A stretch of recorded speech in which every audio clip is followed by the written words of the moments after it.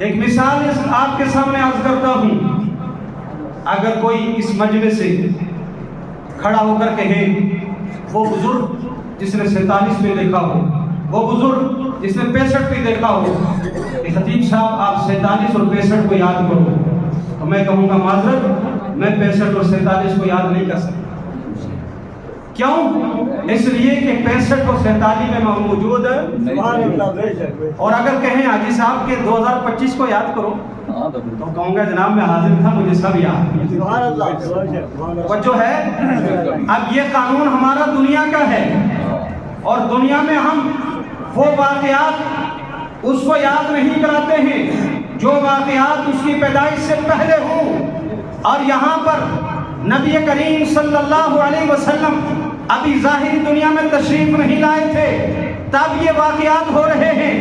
تب حضرت عمران کی بیوی رب کی بارگاہ میں عرض گزار ہو رہی ہیں، لیکن رب فرما رہا ہے حبیب یاد کرو، اے حبیب یاد کرو. تو جب ہم مفسرین کی بارگاہ میں عرض کی ہمیں یہ بات سمجھ نہیں آ رہی، حضور کا زمانہ سب نبیوں کے آخر میں ہے، حضور سب نبیوں کے آخر میں تشریف لائے، حضور کے پہلے واقعات کیوں یاد کرا رہے ہیں؟ تو فرمایا کو اس لیے کہ ہمارے آقا حاضر و ناظر. اور یہیں تک محدود نہیں، یہ تو بڑا قریب زمانہ ہے، 500 سال کا زمانہ حضرت عیسیٰ علیہ السلام اور سرکار دو عالم صلی اللہ علیہ وسلم کے درمیان ہے. اس سے پہلے ابو البشر سیدنا آدم علی نبینا علیہ السلام، سب سے پہلے باپ، سب سے پہلے نبی حضرت آدم ہیں.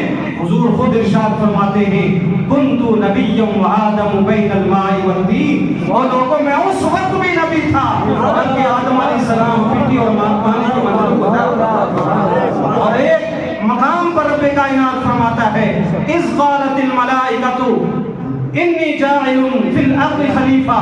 یہاں پر بھی اس سے پہلے اذکر فعل محذوف ہے. اے حبیب اس وقت کو بھی یاد کرو جب رب نے ملائکہ سے مشورہ فرمایا. اور مشورہ کب فرمایا گیا؟ جبکہ حضرت آدم علیہ السلام کی ابھی تخلیق نہیں ہوئی تھی.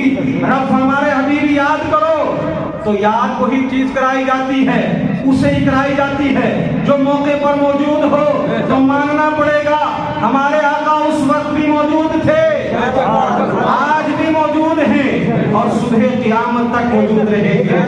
ہمارے آقا نے گزشتہ انبیاء کرام ان کی امتوں کی بھی گواہی دینی ہے، ہماری گواہی بھی دینی ہے، اور قیامت تک جتنی بھی امت مصطفیٰ آئے گی سب کی گواہی حضور ہے. اسی لیے یاد کروایا جا رہا ہے حبیب یاد کرو. سبحان اللہ سبحان اللہ. اور کیا یاد کرو؟